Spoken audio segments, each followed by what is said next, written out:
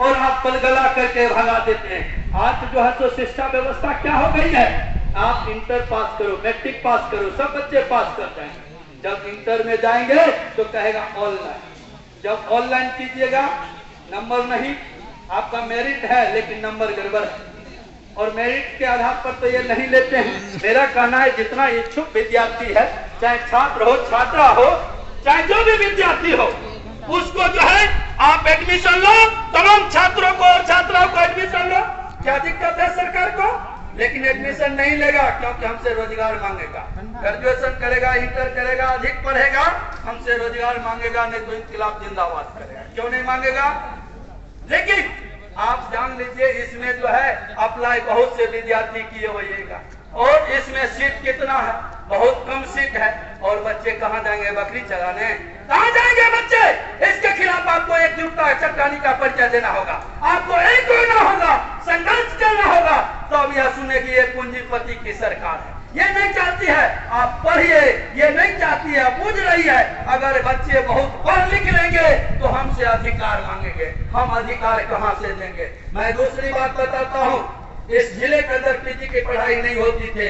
जब लाल बहादुर राय ने जो है आंदोलन किया, संघर्ष किया, और उन्होंने जो है 1981 में, आपके पिताजी होंगे 1981 बैच के, और जब वो आंदोलन किए और आंदोलन में जो है वहाँ के प्रिंसिपल ने FIR किया, 107 धारा लगा जो थाना से भी बेल हो सकता था, लेकिन साथ जगन्नाथ मिश्रा की उस समय सरकार थी, और इसके बाद जो लाल बहादुर राय को अंदर किया गया।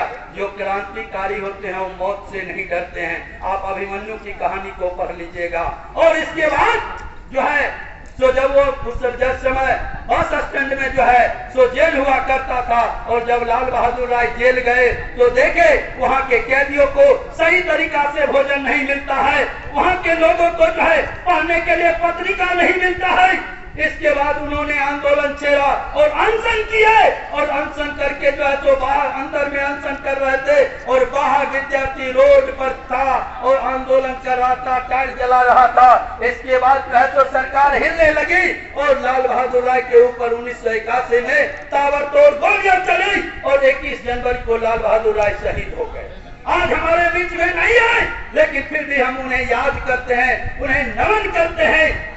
सबके इस इलाके में गार्जियन जो है बाबा होंगे, मामा होगी, सब मरे होंगे, लेकिन किसी का चेहरा मालूम नहीं। लेकिन जो समाज के लिए कुछ कर मिटता है उसका चेहरा याद रहता है, लोग के जो है सो लोग के नजर में रहता है। आप बताइए, जब हमारी लड़ाई हुई 2009 में, तो जब मैं दावे के साथ कहता हूँ आर्मी कॉलेज दल सिंह सराय में पीजी की पढ़ाई हो रही है, वो SFI की है। आज जो है तो समस्तीपुर कॉलेज में जब अंदर एंट्री कीजिएगा तो लाल बहादुर राय का प्रतिमा देखिएगा, आप देख लीजिएगा गौर से। इसके बाद आज जो है तो पॉलिटेक्निक कॉलेज विभूतिपुर के अंदर जो है उपलब्ध हो गया, व्यवस्थाएं हो गई, ITI का व्यवस्था सरकारी हो गया, और मेडिकल के लिए जो उस समय नीतीश जी कहे कि हमें जो है तो जगह नहीं मिल रहा है, संजय जी तलाश करेंगे तो जरूर मिलेगा। और इसके बाद आज मेडिकल कॉलेज भी जो है सो बन करके तैयार है, उसमें हम पढ़ने के लिए नहीं जाएंगे, आप लोग पढ़ेंगे, लेकिन यह संघर्ष की जीत है। इसीलिए आप लोग को एक साथ एकजुटता होकर के संघर्ष करने की जरूरत है। आज हम लोग लड़ाई लड़ रहे हैं हसनपुर में डिग्री कॉलेज की, उस इलाके के अंदर जो है चल जाइए, उस अनुमंडल क्षेत्र के अंदर, उस अनुमंडल क्षेत्र के अंदर एक जो है युवा कॉलेज रोसड़ा है, बस उसी में डिग्री कॉलेज है, बाद बाकी कहीं नहीं है। इसके लिए हम लोग लड़ाई लड़ रहे हैं, और लड़ेंगे और जीतेंगे भी, यह हमारा संघर्ष है, आप जान लीजिए। और लड़ना चाहिए इंसान को, आप जान लीजिए, पीठ दिखा करके नहीं भाग जीना चाहिए। प्रिंसिपल साहब आप बहुत अच्छे हैं, सुने हैं, लेकिन आपका कामयाब जो है, आपकी नाकामी बता रही है कि आप सिर्फ झूठ के गाछ है। जैसे मोदी जो मदारी का खेला दिखाता है, उसी तरह आप झूठ का खेला दिखा रहे हैं, विद्यार्थी को खेला दिखा रहे हैं। आपको अल्टीमेटम लिख करके दिया तो आप धमकी देते हो कि केस होगा, आप धमकी देते हो कि आप जो है आंदोलन को रोक दो, आप डरना बंद करो। हम आपसे डरने वाले नहीं है, डरने वाले संगठन में से नहीं है। कान खोल करके सुन लीजिए, आप जान लीजिए, आप बच्चे को जो है सही से शिक्षा दीजिए। जैसे आपका अपना बेटा है, बेटी है, उसी तरह यहाँ का जितना भी छात्र है, छात्रा है,